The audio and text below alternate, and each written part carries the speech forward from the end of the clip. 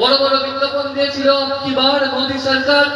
আজকে 2024 এসে দাঁড়িয়ে আমরা যদি দেখি 2014 যে গ্যাসের দাম ছিল 450 টাকা, 2024 সেই গ্যাসের দাম 1100 টাকা।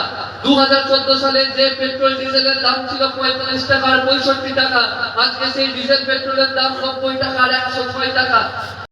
রুটি রুজির পক্ষে, বেকারদের কাজের পক্ষে তৃণমূল আর বিজেপিও তারাও একই কথা বলেন। একদিকে তৃণমূল প্ররোচিত করে, একদিকে বিজেপি মানুষকে উস্কায় এবং তাদের প্ররোচনা এবং উস্কানির ফলে গরিব খেটে খাওয়া মানুষরা তাদের মৃত্যু হয় পুলিশের গুলিতে, কেন্দ্রীয় বাহিনীর গুলিতে। তাদের পাশে আমরা রয়েছে। এই সময় দাঁড়িয়ে আমাদের সম্প্রীতি জাথা, গোটা এই কুচবিহার জেলা জুড়ে আমাদের এই জাথা শুরু হয়েছে। কাদের বিরুদ্ধে আমরা লড়াই করছি? আসলে আমাদের লড়াই কোনো ব্যক্তির বিরুদ্ধে লড়াই নয়।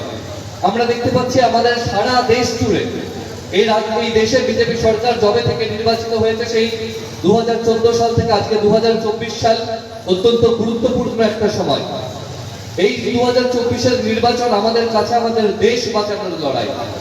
আমাদের দেশ বাঁচানোর লড়াই মানে আমাদের দেশ বাঁচানোর লড়াই বলছে এই কারণেই, কারণ 2014 সালে বিজেপি আমাদের দেশের সরকারে আসবার পর থেকে আমাদের দেশের সংবিধান, আমাদের দেশের ভারতের সংস্কৃতি, আমাদের ধর্মনিরপেক্ষতার ইতিহাস, সেই প্রত্যেকটি ইতিহাসের উপর আক্রমণ করা শুরু করেছে।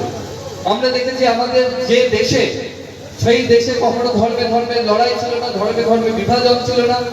সেই সময় আমরা এসে দেখছি দেশের বিজেপি সরকার পেটে ভাত দেওয়ার যাদের ক্ষমতা নাই, তারা প্রত্যেকদিন জিনিসপত্রের দাম বাড়াচ্ছে, তারা মানুষের ধর্মের বিভাজন ঘটাচ্ছে। যাদের খেতে দেওয়ার অনুরোধ নেই, তারা কে কি খাবে, কে কি পড়বে, সেই সমস্ত কিছুকে নিয়ন্ত্রণ করে দিতে চাইছে। যারা দুমুঠো খাবার বেকারের পেটে জোগাড় দিতে পারে না, তারা কে কি মাংস খেলো, কে কি পোশাক পরলো, সেই নিয়ে তাদের বাড়িতে কে আক্রমণ চালাচ্ছে। আমরা দেখছি সারা দেশ জুড়ে বিজেপি ঠিক যে যে কায়দায় মানুষের উপর আক্রমণ করছে, ঠিক একইভাবে আমাদের রাজ্যের তৃণমূল একই জিনিস আমাদের রাজ্যে ঘটাচ্ছে। নরেন্দ্র মোদী, আরএসএস, বিজেপি যেভাবে যা শেখাচ্ছে, তাদের সুযোগ্য ছাত্রী মমতা ব্যানার্জি আমাদের রাজ্যে সেই একই জিনিস আমাদের রাজ্যে ঘটাচ্ছে। আমরা দেখতে পেলাম আমাদের দেশের শিক্ষা ব্যবস্থা, কেন্দ্রীয় সরকার আরএসএস এর ইচ্ছা মতো আমাদের দেশের সরকার একটা নতুন শিক্ষা ব্যবস্থা নিয়ে এলো। এই শিক্ষা ব্যবস্থায় আমাদের রাজ্যের 3 বছরের গ্রাজুয়েশন কোর্স, সেই 3 বছরের গ্রাজুয়েশন কোর্স হয়ে গেল 4 বছর। প্রত্যেক বছর সেমিস্টার ফি, সেই সেমিস্টার ফিস বেড়ে গেল। আর তার ফলে আমরা দেখলাম আমাদের এখানকার নর্থ বেঙ্গল ইউনিভার্সিটি, সেই নর্থ বেঙ্গল ইউনিভার্সিটির 90% ছাত্রছাত্রী যারা প্রথম সেমিস্টারে ফেল করে গেল। এই আমার মাইকের শব্দ যাদের কাছে পৌঁছচ্ছে, আমার বয়সী যারা রয়েছে, আমাদের অভিভাবক যারা, তাদের বাড়ির যে ছাত্রছাত্রীরা, তাদের কাছে আমরা বলতে চাই, এই অঞ্চলে যারা আপনারা এর আগে বিজেপিকে ভোট দিয়েছিলেন, সেই বিজেপি এমন একটা শিক্ষা ব্যবস্থা আমাদের রাজ্যে নিয়ে আসছে, আমাদের দেশে এমন একটা শিক্ষা ব্যবস্থা নিয়ে আসছে, যে শিক্ষা ব্যবস্থায় পড়াশোনা করে আপনার বাড়ির ছেলেটা বা মেয়েটা কোনোদিন চাকরি পাবে না, পরীক্ষায় পাস করতে পারবে না, বছরের পর বছর পরীক্ষায় ফেল করবে, আর সস্তার লেবার হয়ে পশ্চিমবঙ্গের বাইরে গিয়ে কাজ করতে হবে। আর আমাদের রাজ্যের তৃণমূল সরকার এটাই চায়, যে সমস্ত ছাত্রছাত্রীরা স্কুল কলেজের পরীক্ষার ফি দিতে না পেরে পড়াশোনার অঙ্গন থেকে বেরিয়ে চলে আসছে, তাদেরকে তাদের হাতে কাঁচা টাকা তুলে দিয়ে তাদেরকে তৃণমূল তাদের গুন্ডাতে পরিণত করছে।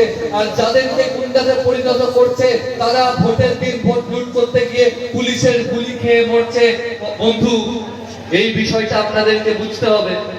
এই আজকে সমাবেশের আগেও, এই মিছিলের আগেও শুনলাম বিভিন্ন জায়গায় তৃণমূলের বিভিন্ন মাতব্বররা এই শিক্ষা এবং কাজের অধিকার নিয়ে যে পদযাত্রা চলছে, সেই পদযাত্রার উপর আক্রমণ করবার নাকি প্রস্তুতি নিচ্ছিল। আমরা তাদেরকে বলতে চাই যে আমাদের এই লড়াই, আমাদের এই জাঠা, আমাদের এই দাবি শুধুমাত্র যারা এসএফআই করে আর যারা ডিওয়াইফআই করে আর যারা এবিটিএ করে তাদের বাড়ির ছেলে মেয়েদের জন্য নয়। আমরা যখন বলছি সব হাতে কাজ চাই, সব পেটে ভাত চাই, তখন শুধুমাত্র আমাদের জন্য নয়, যারা তৃণমূল করে, যারা বিজেপি করে, তাদের বাড়ির ছেলে মেয়েটাও যাতে কম খরচে পড়তে পারে, তাদের বাড়ির ছেলে মেয়েটাও যাতে দু হাতে কাজ পায়, পেটে ভাত থাকে, আমরা তাদের জন্য লড়াই করছি। এই সময় দাঁড়িয়ে সারা দেশ জুড়ে, সারা রাজ্য জুড়ে মানুষের মধ্যে বিভেদের রাজনীতি চলছে। একটু আগে প্রণয়দা বলছিল যে বোঝানোর চেষ্টা চলছে শুধুমাত্র পশ্চিমবঙ্গের এই উত্তর অংশগুলো বঞ্চিত, কিন্তু শুধু কি তাই, এই উত্তরবঙ্গের মানুষের যদি কোনো বঞ্চনা থেকে থাকে, দক্ষিণবঙ্গের সন্দেশখালীর মানুষের মধ্যেও সেই একই বঞ্চনা আছে। আমি যে জেলায় থাকি সেই বীরভূম জেলার এক একটা করে আদিবাসী হোস্টেল, সেই আদিবাসী হোস্টেলগুলো বন্ধ হয়ে যাচ্ছে। ওই CST OBC সেই সম্প্রদায়ের ছাত্রছাত্রীদের স্কলারশিপ ঢুকছে না। আসলে মমতা ব্যানার্জির আমলে শুধুমাত্র উত্তরবঙ্গ বলে নয়, গোটা পশ্চিমবঙ্গের মানুষ আক্রান্ত, গোটা পশ্চিমবঙ্গের মানুষ বঞ্চিত। গোটা পশ্চিমবঙ্গ জুড়ে তাই আমরা লড়াই করেছি। এর আগে একদম সাগর থেকে শুরু করে পাহাড় পর্যন্ত ইনসাফ যাত্রার পর ব্রিগেডের সমাবেশ হয়েছে। সেই সমাবেশ থেকে আমাদের নেতৃত্বরা নতুন করে কর্মসংস্থান, রুটি রুজির লড়াইয়ের কথা বলেছে।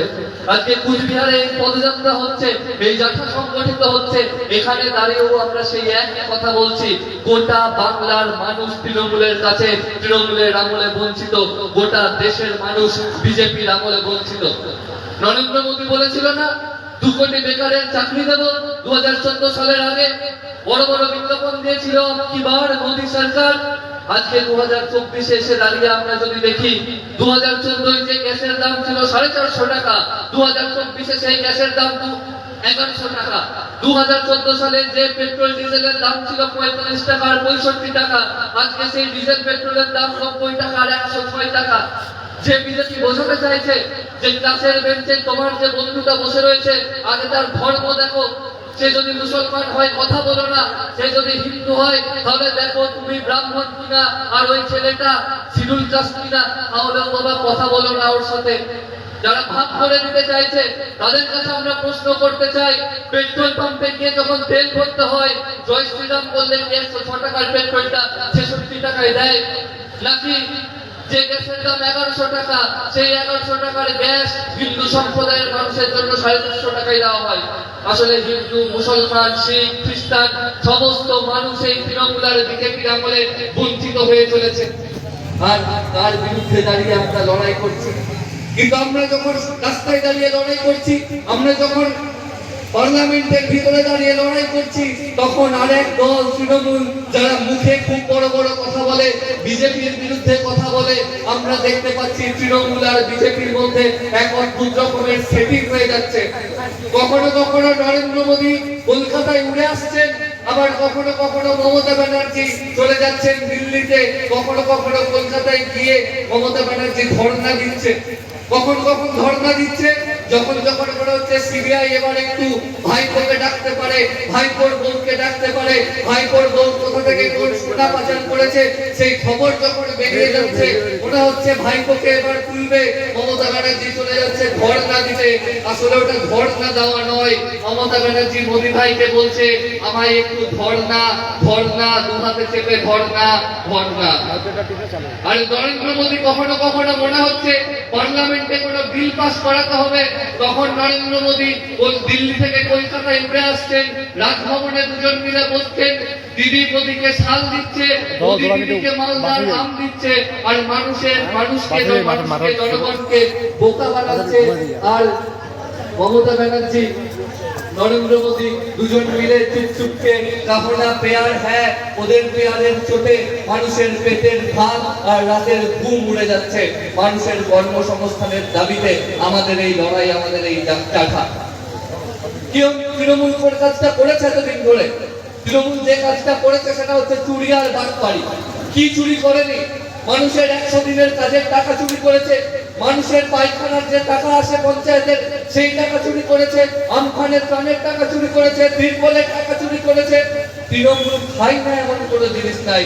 তৃণমূলের নেতারা সকালে উঠে কাটমানি খায়, দুপুর বেলায় কাটমানি খায়, দুপুরে আপনারা যখন ভাত খান তৃণমূল কাটমানি খায়, বিকালে চায়ের বদলে তৃণমূল কাটমানি খায়, আবার রাত্রে শুতে যাওয়ার আগে কাটমানি খায়। আর মাঝে মধ্যে ওই কাটমানি ভেকুর তোলার মতো কখনো ঋষিক প্রামাণিক আর কখনো নদিয়া থেকে 2-1টা করে এমএলএ বিজেপিকে পাঠিয়ে দেয়। আবার বিজেপি নীতিও কখনো কখনো তফা হিসেবে তাদের পুরনো একটা বিধায়ক তাপস রায়ের মতো কোনো লোকজনকে বিজেপিতে পাঠিয়ে দেয়, পাঠিয়ে বলে কেমন আপনি আর হ্যাঁ, দুজনের এই ভালোবাসার নিদর্শন দিতে গিয়ে আমাদের সারা রাজ্যের, সারা দেশের মানুষের জীবন লাঞ্ছিত হতে চলেছে। যারা চুরি করে, এর আগের দিন প্রণয়দা বলছিল, যারা চুরি করে আমরা বাংলা বাংলা ভাষায় তাদেরকে চোর বলি, যারা ডাকাতি করে আমরা বাংলা ভাষায় তাদেরকে ডাকাত বলি, যারা গরু চুরি করে তাদেরকে আমরা বাংলা ভাষায় গরু চোর বলি, যারা সোনা পাচার করে তাদেরকে আমরা পাচারকারী বলি, আর যারা এই সব কাজগুলো একসাথে করে তাদেরকে আমরা তৃণমূল কংগ্রেস বলি। আর এই তৃণমূল কংগ্রেসকে যারা পাহারা দেয় তাদেরকে আমরা বিজেপি বলি। তাই বিজেপির বিরুদ্ধে তৃণমূল লড়ছে না, আর তৃণমূলের বিরুদ্ধে বিজেপি লড়ছে না। এই দুইয়ের বিরুদ্ধে যদি কেউ লড়াই করছে সেটা হচ্ছে এখানে দাঁড়িয়ে বামপন্থীরা লড়াই করছে। গোটা সন্দেশখালীর ঘটনা প্রমাণ করেছে যে বাংলার মানুষ চিরকাল অত্যাচারিত হয়ে থাকবে না। ওই অত্যাচারিত হতে হতে যে মা বোনেরা হাতে শুধুমাত্র চুরি পড়ে থাকতো, তারা আস্তে আস্তে হাতে লাঠি বাঁশ আর কাস্তে তুলে নিচ্ছে তৃণমূলের এই গুন্ডামির বিরুদ্ধে। এই গুন্ডামির বিরুদ্ধে লড়াই করছে।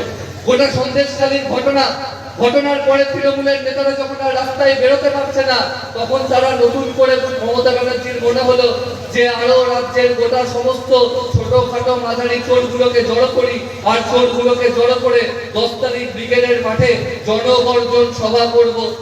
ঘরের আবার হ্যান্ডেল, সেন্ট্রোগেন্দির আবার বুক পকেট, তৃণমূলের আবার ব্রিগেডের সভা। এই সমস্ত চোরেদেরকে একসাথে মিলিয়ে ব্রিগেডে ওরা সভা করছে। ওই ব্রিগেডের সভা তাদেরকে নিয়ে যাচ্ছে।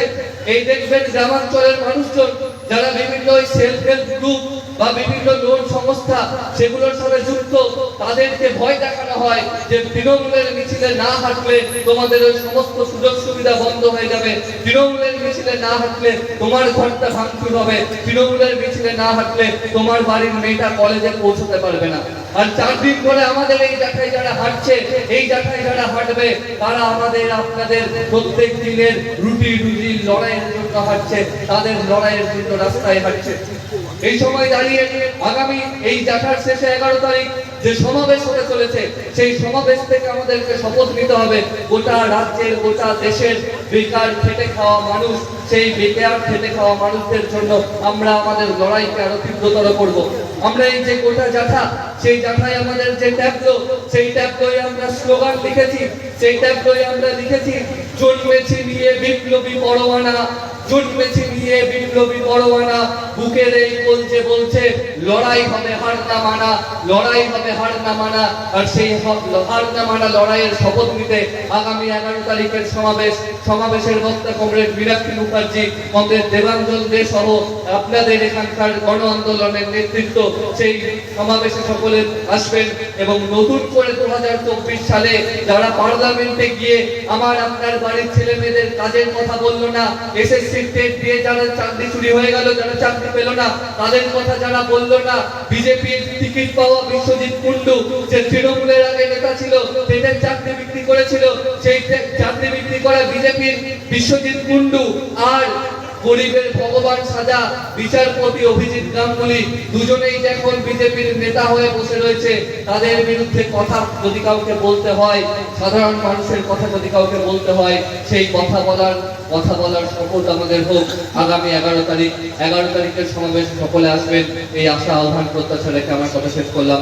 এনকেলাব জিন্দাবাদ, ছাত্র যুব শিক্ষক ঐক্য জিন্দাবাদ।